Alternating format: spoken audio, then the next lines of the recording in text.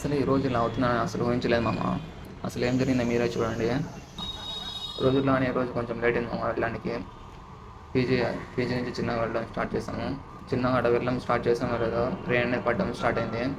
నేనైతే ఏం చేయాలో తెలియక పక్కన అయితే నిలబడుకున్నాము. అప్పుడే మా ఫ్రెండ్ కావండి ఏమన్నాడు చూడండి.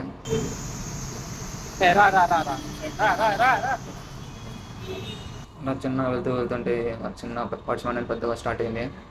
ఎలాగో చిన్నగా క్యాంపస్ అనేది రీచ్ అయ్యాము. చిన్నగా చూడండి మామ ఏ విధంగా తడిచిపోయాము. రూమ్కి వచ్చామో లేదా అప్పుడే వర్షం అనేది చాలా పట్టడం అనేది ఎక్కువ స్టార్ట్ అయింది.